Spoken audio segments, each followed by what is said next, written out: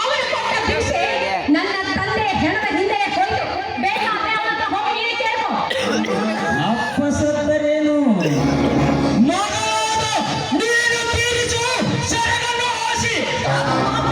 ಒಂದು ಹೆಣ್ಣಿಗೆ ಮಾತಾಡೋದಕ್ಕೆ ನಾಚಿಕೆ ಆಗೋದಿಲ್ಲ ನನಗೆ. ನೀನೊಬ್ಬ ಮನುಷ್ಯನಲ್ಲ, ರಾಕ್ಷಸ. ಕೊಟ್ಟ ಹಣವನ್ನು ಮರಳಿ ಕೇಳುವ ಬಂದರೆ ನನಗೆ ರಾಕ್ಷಸ ಎನ್ನುವೆಯಾ? ಈಗ ತಿಳಿಸುವೆ ನಾನು ಏನೆಂಬುದನ್ನು. ನೋಡು, ನನ್ನ ಹತ್ರ ಬರಬೇಡ. ಹತ್ರ ಬಂದಿದೆ ನಿಜವಾದ್ರೆ ನನ್ನ ಪಾದರಕ್ಷೆಯಿಂದಲೇ ಆಗಬೇಕಾದಿದ್ದು ಪೂಜೆ. ಇಲ್ಲದ ಪುರಾಣ ಹೇಳಿ ನನ್ನ ದಾರಿ ತಪ್ಪಿಸಬೇಕು. ಅದು ರಾಮಾಯಣ ಮಹಾಭಾರತ. ಇದು ಕಲಿಯುಗ. ಒಂದು ಸಲ ಕಣ್ಣಿಟ್ಟ ಮೇಲೆ ಬಣ್ಣ ಕೆಡಿಸಿ ಬಿಡುತ್ತಾರೆ. ನೋಡು, ಮರ್ಯಾದೆಯಿಂದ ಹೇಳ್ತಾ ಇದ್ದೀನಿ, ಸುಮ್ಮನೆ ನನ್ನ ಬಿಟ್ಬಿಡು. ಇಲ್ದಿದ್ರೆ ಮೆಟ್ಟಿನಿಂದ ಹೊಡೆಯಬೇಕಾದ್ರೆ ತೆಗೆದುಕೋ. ನನಗೆ ಎತ್ತರ ಏಳುವ ತುಚ್ಚು ಹೆಣ್ಣೆ, ಎಂದು ಯಾರು ಬಂದು ನಿನ್ನನ್ನು ರಕ್ಷಿಸುತ್ತಾರೋ ನಾನು ನೋಡುತ್ತೇನೆ. ಬಾ ಏನನ್ನು ಪಜಾರಿ.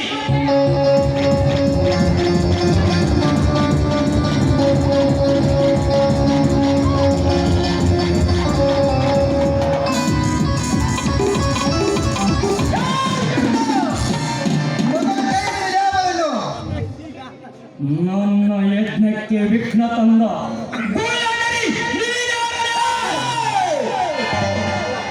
ನಿನ್ನಂತ ಪೊಲ್ಲೂರಿಯ ಕಲ್ಲು ತೆಗೆಯಲು ಬಂದ ನಿನ್ನ ಪಾಲಿನ ಉಗ್ರ ನರಸಿಂಹನೇ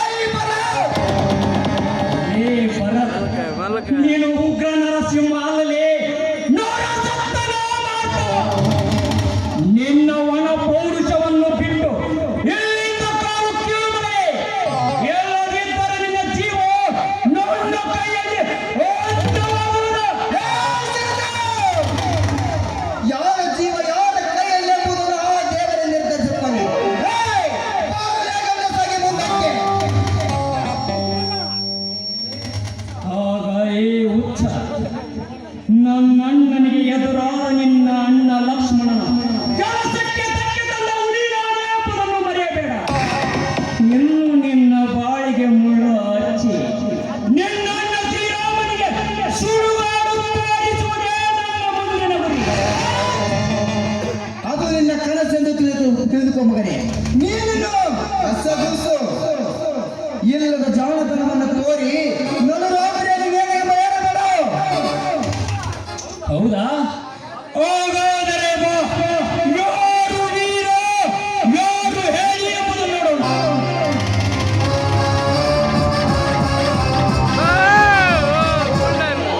ಬೇಡ, ಬಿಟ್ಬಿಡಿ ಅವನನ್ನ. ಪೊಲೀಸರಿಗೆ ಕೊಟ್ಟಾಯ್ತು. ದಯವಿಟ್ಟು ನೀವು ಮಾತಾಡೋದು ನೀನು ಮಾಡಿ. ನೀನು ಧೈರ್ಯವಾಗಿರು. ಇವನನ್ನು ನಾನು ನರಕಕ್ಕೆ ತರುತ್ತೇನೆ. ಏ ಭರತ್, ಒಂದು ಹೆಣ್ಣಿನ ಮುಂದೆ ನನ್ನ ಮಾನ ಕಳೆದೆಯಲ್ಲ, ಮುಂದೆ ಇದೆ ನಿನಗೆ ಮೋರಿ ಹಬ್ಬ. ಈಗ ಹೋಗ್ತೀನಿ, ಮತ್ತೆ ಬರ್ತೀನಿ ನಿನ್ನ ಪೋಲಿನ ಯಮರಾಜ. ಸೋದರೇ, I am waiting for you.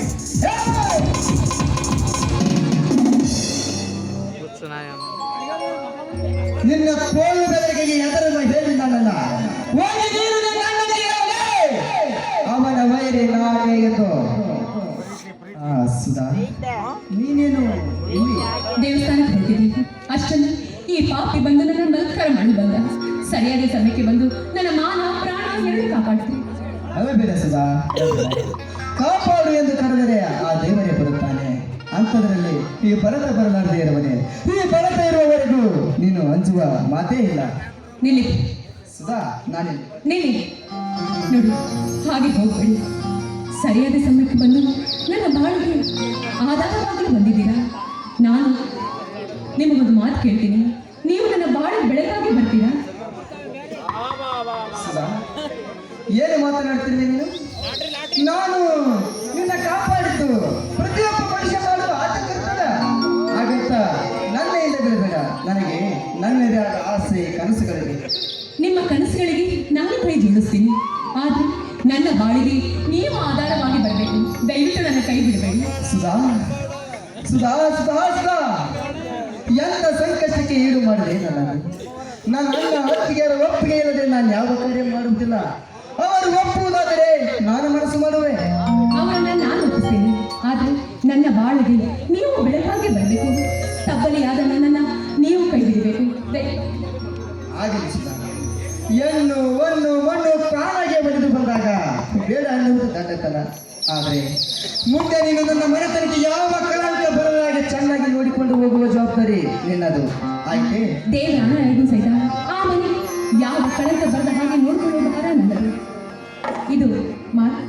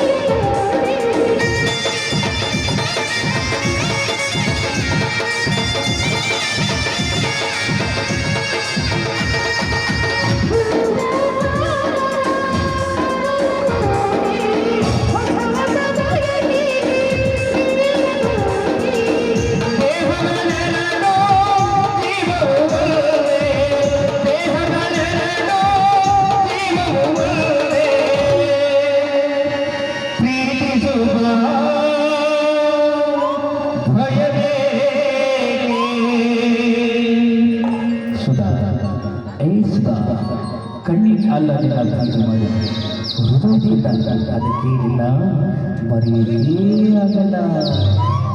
ಪ್ರೀತಿಗಾಗಿ ಪ್ರಾಣ ಹೋಗಲಿ, ಪ್ರಿಯೆಯಿಲ್ಲದೆ ಇದನಾದೆ. ಪ್ರೀತಿಗಾಗಿ ಪ್ರಾಣ ಹೋಗಲಿ, ಪ್ರಿಯೆಯಿಲ್ಲದೆ ಇದನಾದೆ. ಯುಗಗಳ ಕಳೆದೋ ಉರುಳಿರಲು, ಯುಗಗಳ ಕಳೆದೋ ಉರುಳಿರಲು, ನೀರಿನ ದೀವದ ಜ್ಯೋತಿ.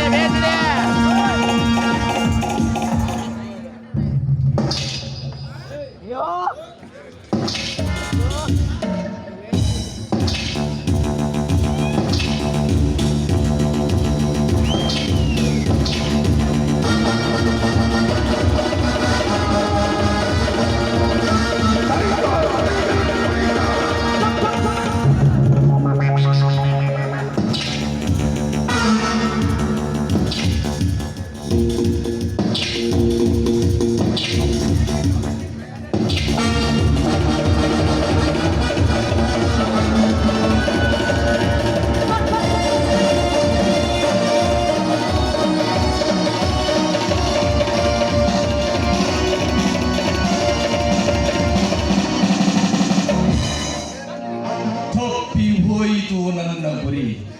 ಲೇ ಭರತ! ಮಳ್ಳು ಹುಡುಗನೆಂದು ಸರಿದು ಸಲಿಗೆ ಕೊಟ್ಟರೆ ನನ್ನ ಬುಡಕ್ಕೆ ಕೊಳ್ಳಿ ಇಟ್ಟಿಯೋ ಕೊಳ್ಳಿ. ಒಂದು ಸೀತೆಯನ್ನು ಕೆಣಕಲು ಹೋದಾಗ ಆ ದುಷ್ಟನ ಬಂದು ನನಗೆ ಕೆಟ್ಟ ಪದಗಳಿಂದ ಮಾತನಾಡಿದ.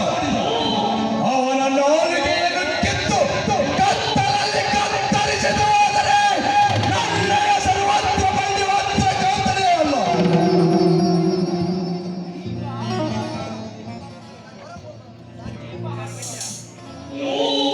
ದೀಪ ಹಾರುವಾಗ ಹೊತಿಯತ್ತು ಉರಿಯುತ್ತದೆ.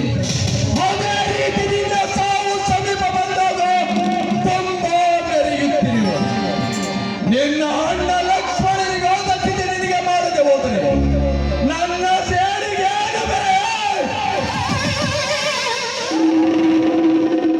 ಶಹಪಾಷಣ, ನಿನ್ನ ತಮ್ಮನಾಗಿ ಹುಟ್ಟಿದ್ದಕ್ಕೂ ನನ್ನ ಜನ್ಮ ಈಗ ಸಾರ್ಥಕವಾಯಿತು. ಅವನಾಡಿದ ಮಾತುಗಳನ್ನು ನೆನೆಸಿಕೊಂಡರೆ ಹೊಟ್ಟೆಯಲ್ಲಿ ಬೆಂಕಿ ಇಟ್ಟಂತಾಗುತ್ತದೆ. ಅವನನ್ನು ಹಾಗೆ ಬಿಡಬಾರದು ಅಣ್ಣ. ಚಿಂತೆ ಬಿಡು ಶರತ್. ಅವನು ಹಾವಾದರೆ ನಾನು ಗರುಡ, ಅವನು ಹುಲಿಯಾದರೆ ನಾನು ವೀರ ಕೇಸರಿ, ಅವನು ವೀರನಾದರೆ ನಾನು ಪರಾಕ್ರಮಿ. ಅವನನ್ನು ಹಾಗೆ ಬಿಡಬಾರದು ಅಣ್ಣ. ಬಿಟ್ಟರೆ ನಮಗೇನೇ ಮೃತ್ಯು. ಪ್ರತಿಯೊಂದು ವ್ಯವಹಾರಕ್ಕೂ ಕಲ್ಲು ಹಾಕುತ್ತಿದ್ದಾನೆ, ಹೆಜ್ಜೆ ಹೆಜ್ಜೆಗೂ ಅಡ್ಡ ಬರುತ್ತಿದ್ದಾನೆ. ಶರತ್, ನೀನು ಫ್ಯಾಕ್ಟರಿ ಕಡೆಗೆ ಹೊರಡು. ಮಿಕ್ಕಿದ್ದನ್ನು ನಾನು ವಿಚಾರಿಸುತ್ತೇನೆ. ಇನ್ನೊಂದು ಸಾರಿ ನಿನ್ನ ತಂಟೆಗೆ ಬರದಾಗೆ ನಾನು ಮಟ್ಟ ಹಾಕುತ್ತೇನೆ. ಹಾಗೆ ಮಾಡುವಣ್ಣ. ನಿನ್ನ ಹೆಸರು ಕೇಳಿದರೆ ನಿದ್ದೆ ಮಾಡದೆ ವಿಲವಿಲನೆ ಒತ್ತಾಡಿರಬೇಕು. ಇರುವುದು ಒಂದೇ ದಾರಿ. ಜೇನುಗೂಡಿನಂತಿರುವ ಮನೆಯನ್ನು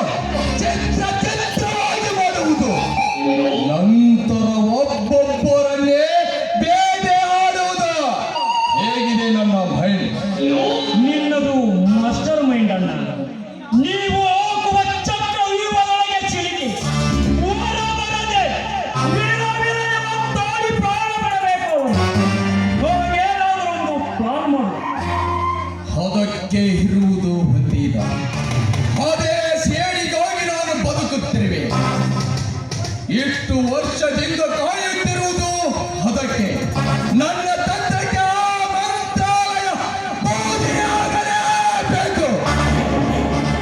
ಅವರು ಸಮಾಧಿಯಾದವನೇ ನನ್ನ ಜೀವಕ್ಕೆ ನೆಮ್ಮದಿ. ಅಣ್ಣ, ಇಡೀ 10 ಹಳ್ಳಿಗೆ ನಾನೇ ಸರ್ವಾಧಿಕಾರಿಗಳು, ನಾನೇ ಚಕ್ರಾಧಿಪತಿಗಳು. ಹೌದು ಶರತ್, ಈ ಪತ್ರಕಾಂತರ ಮಹಾಸಾಮ್ರಾಜ್ಯಕ್ಕೆ ನೀನೇ ಯುವರಾಜ, ನಾನೇ ಮಹಾರಾಜ. ಅಣ್ಣ ಅಣ್ಣ, ಏನು ನೀವು ಮಾಡ್ತಿರುವ ಕಾರ್ಯ? ದಾನ ಧರ್ಮಕ್ಕೆ ಎದ್ದು ಹೋಗ ಈ ಮನೆಯಲ್ಲಿ. ಏನಾಗಿದೆ ನಿಮಗೆ? ಆಶಿಸಿ, ಹಾ, ಯಾವಾಗ ಬಂದೆ? ದಾನ ಧರ್ಮ ಅಂತ ಹೋದರೆ ಇಡೀ ಮಂಡ ಸಿಗದು ನಮಗೆ. ನೀನು ಇಂದು ಉಂಡು ಉಂಟು ಮೆರೆಯುತ್ತಿರುವುದು ನಾನು ಗಳಿಸಿದ ಸಂಪಾದನೆಯಲ್ಲಿ. ಹೀಗೆ ನಿಮ್ಮ ಪಾಪ ಧನದಲ್ಲಿ ಬದುಕು ಇಷ್ಟ ನನಗಿಲ್ಲ. ಅದಕ್ಕಿಂತ ನನಗೆ ಮಾನ ಮರ್ಯಾದೆನೇ ಮುಖ್ಯ. ನೀವು ಸತ್ತ ಮೇಲೆ ಬರುವುದು ಒಳ್ಳೆಯ ಗುಣ, ಉತ್ತಮ ವ್ಯಕ್ತಿತ್ವ. ಶಶಿ, ಅಣ್ಣನಿಗೆ ಎದುರು ವಾದಿಸಟ್ಟು ಹುಚ್ಚು ಹಿಡಿಕೆ ನಿನಗೆ. ಚಿಕ್ಕಂದಿನಿಂದ ಯಾವ ಕೊರತೆ ಬರದಾಗೆ ಜೋಪಾನ ಮಾಡಿದ್ದಾನೆ, ಯಾರ ಕಣ್ಣು ಬೀಳಲಾಗೆ ಎಪ್ಪೆಂತೆ ಕಾದಿದ್ದಾನೆ. ಹಾಗೆಲ್ಲ ಮರೆತು ಮಂದ ಬುದ್ಧಿಯವನಾಗಿ ಮಾತಾಡ್ತೀಯಲ್ಲೋ. ನೀವಿಬ್ಬರು ಮಾಡುತ್ತಿರುವ ಪುಣ್ಯ ಕಾರ್ಯಗಳು ನನಗೆ ಚೆನ್ನಾಗಿ ಗುರುತು. ಹೆಣ್ಣು ಹೊನ್ನು ಮೊನ್ನೆಂದರೆ ಸಾಕು, ಎತ್ತ ತಾಯಂದರೆ ನೀವು. ಹಿರಿಯವನೆಂದು ಕರುಣೆ ತೋರಿಸಿ ಸುಮ್ಮನೆ ನಿಂತರೆ ನನ್ನ ಮರ್ಯಾದೆಯನ್ನು ಮಣ್ಣು ಪಾಳು ಮಾಡಲು ನಿಂತೆಯ. ನಿನ್ನನ್ನು ಓದಿಸಿದ್ದು ನಾನು ಮಾಡಿದ ಮೊದಲನೇ ತಪ್ಪು. ನಾಳೆಯಿಂದ ನೀನು ಕಾಲೇಜನ್ನು ಬಿಟ್ಟು ಬ್ಯಾಂಕ್ ಕಡೆಗೆ ಗಮನ ಹರಿಸು. ಈ ನಾನು ಕೂಡ ಸೋಕರ್ ತೆಂಗರ್ ಬೋಟಿಲರೇನೆ ಮಗ. ಈ ಮನೆಯಲ್ಲಿ ನನಗೂ ಕೂಡ ಪಾಲಿದೆ. ನನ್ನಿಬ್ಬರಿಗೆ ಬರುವ ಹಕ್ಕು ನನ್ನದು. ಇಡೀ ಹಾಸ್ಪಿಗೆ ನಾನೇ ಹೋಸುದಾರಿ ಎಂಬುದು ನೆನಪಿರಲಿ. ನಾಳೆ ನಾನು ಕೋಟಿ ಮೆಟ್ಟಿಲೆತ್ತಿದರೆ ನೀವು ಕಂಬಿ ಎರಸಬೇಕಾದಿತ್ತು. ಏ ಶಶಿ, ಹಾಗೆಲ್ಲ ಮಾತಾಡಬೇಡ. ಏನೋ ತಮ್ಮನೆಂದು ಒಂದೆರಡು ಮಾತನಾಡಿದೆವು, ಅಷ್ಟಕ್ಕೆ ನೀನು ಹೀಗೆ ಮಾತಾಡುವುದ? ಅಣ್ಣ ಇರಲಿ ಬಿಡು, ಅವನಿನ್ನು ಚಿಕ್ಕವನು. ಶಶಿ, ಏನೋ ಆವೇಶದಲ್ಲಿ ಒಂದೆರಡು ಪಂಚ ಮಾತನಾಡಿ ನನ್ನನ್ನು ಕ್ಷಮಿಸು. ಅಣ್ಣನಾದ ನನಗೆ ನಿನ್ನನ್ನು ಬೇಯುವಷ್ಟು ಅಧಿಕಾರವಿಲ್ಲವೇನು? ಹಾ, ನಡೆ, ಹೊಳೆಗೆ ಹೋಗಿ ರೆಸ್ಟ್ ಮಾಡು.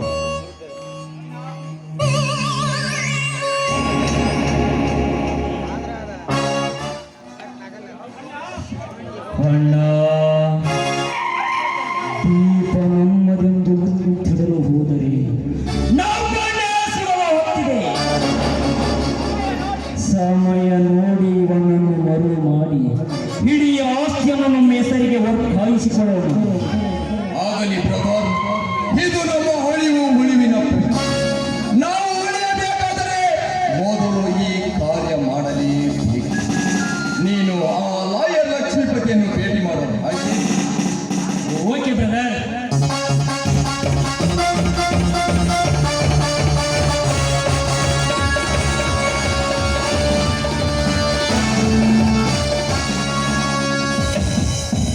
ಕೇಡು ಗೋಲದಲ್ಲಿ ನಾಯಿ ಮೊಟ್ಟೆ ಇಟ್ಟಿತು ಅನ್ನೋ ಹಾಗೆ ನನ್ನ ತಮ್ಮ ನನಗೆ ಎದುರಾದನೆ.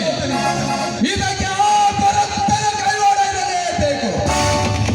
ಮೊದಲು ಅವನನ್ನು ಸೆಡೆ ಬಡಿತೇನೆ, ನಂತರ ಇವನನ್ನು ಮಟ್ಟ ಹಾಕುತ್ತೇನೆ. ಗುಮಸ್ತ ಶಿಲಪ್ಪ ಎಲ್ಲಿ ಹೋದ? ಹಲ್ಕ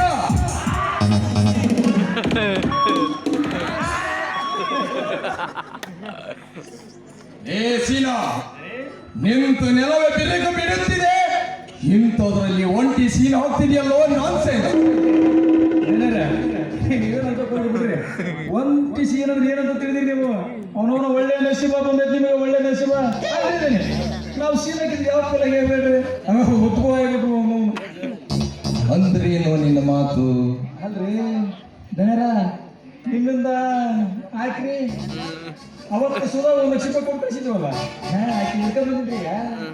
ವಾವ್, ಭಾವಸಿನಪ್ಪ ಭಾವ್ ಮೆಚ್ಚಬೇಕು ನಿನ್ನ ಕಾರ್ಯಕ್ಕೆ ಎಲ್ಲಿದ್ದಳು ನನ್ನ ಮೋನ ಕರಂಗಿನಿ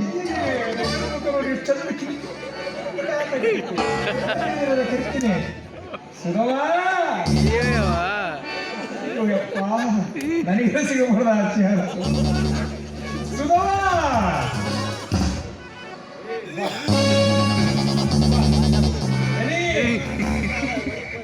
ನಮಸ್ಕಾರ ದಣಿ. ಬೆಂಕಿ ಹಚ್ಚು ನಿನ್ನ ನಮಸ್ಕಾರಕ್ಕೆ. ನಿನಗೆ ಬಂದ ಕಷ್ಟವನ್ನು ಕಂಡು ಯಾವ ಆಧಾರವಿಲ್ಲದೆ ನಿನಗೆ ಆಧಾರವನ್ನು ಕೊಟ್ಟರೆ ತಲೆ ಮರೆಸಿಕೊಂಡಿದ್ದು ಅಲ್ಲದೆ ವಸೂಲಿ ಮಾಡಲು ಬಂದ ನನ್ನ ತಮ್ಮ ಜನತರಿಗೆ ಎಲ್ಲದ ಸಲ್ಲದ ಮಾತನಾಡುವ ದುಷ್ಟ ಎಣ್ಣೆ. ಕೊಟ್ಟ ಸಾಲ ಕೇಳೋದು ತಪ್ಪು ಅಂತ ನಾನು ಹೇಳಲಿಲ್ಲ, ಆದ್ರೆ ಕೇಳುವ ರೀತಿ ತಪ್ಪು. ಅದಕ್ಕೆ ಸರಿಯಾದ ಉತ್ತರ ಕೊಟ್ಟು ಬಂದೆ. ನಾವು ಬಡವರೇ ಇರಬಹುದು, ಆದ್ರೆ ಮಾನಗೆಟ್ಟವರಲ್ಲ.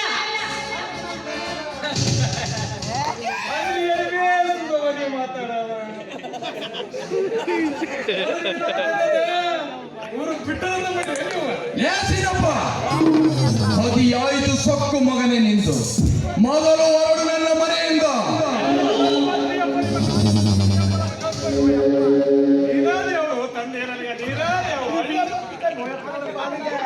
ಹಾಗೆ ಬಾ ದಾರಿಗೆ. ಹೇ ಸುಧಾ, ನನ್ನ ಸಾಲವನ್ನು ಮರಳಿ ನೀಡು, ಇಲ್ಲ ನಾನು ಹೇಳಿದ ಹಾಗೆ ಕೇಳು. ಇವೆರಡು ಮಾಡದಿದ್ದರೆ ನಾನು ಮಾತಾಡಲ್ಲ, ನನ್ನ ಬಂದೂಕು ಮಾತಾಡುತ್ತೆ. ಆಯ್ತು ದಣಿ, ಸ್ವಲ್ಪ ದಿನ ನನಗೆ ಅವಕಾಶ ಕೊಡಿ. ಆದಷ್ಟು ಬೇಗ ನಿಮ್ಮ ಸಾಲವನ್ನು ತೀರಿಸಿ ಋಣಮುಕ್ತರಾಗ್ತೀನಿ.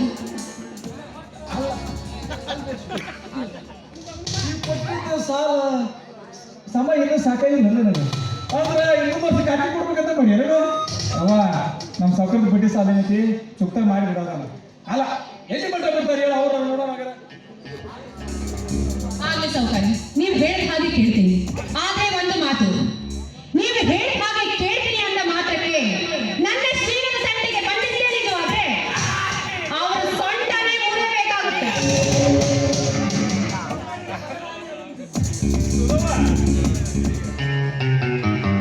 ಈ ಒಂದು ಸೌಕರ್ಯರಿಗೆ ಪರನಾರಿ ಹೆಂಗಸರಂದ್ರ ಅಕ್ಕ ತಂಗಿ ಇದ್ದಂಗೆ. ಅಲ್ಲ ಅಕ್ಕ ತಂಗಿಯರು ಮಕ್ಕಳು ಇದ್ದಂಗೆ. ಸರಿಯಾಗಿ ಹೇಳಿದೆ ಸಿದ್ದಪ್ಪ. ನಡೆ ಬಾರಿಗೆ ಹೋಗಿ ಪಾರ್ಟಿನ ಅರೇಂಜ್ ಮಾಡು, ನಾನು ನಂತರ ಬರುತ್ತೇನೆ.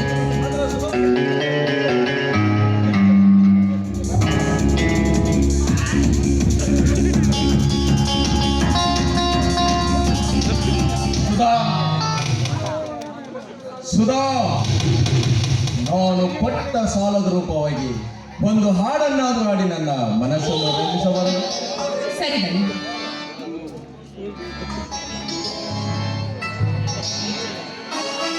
ಕಟ್ ಮಾಡ್ದೋಣ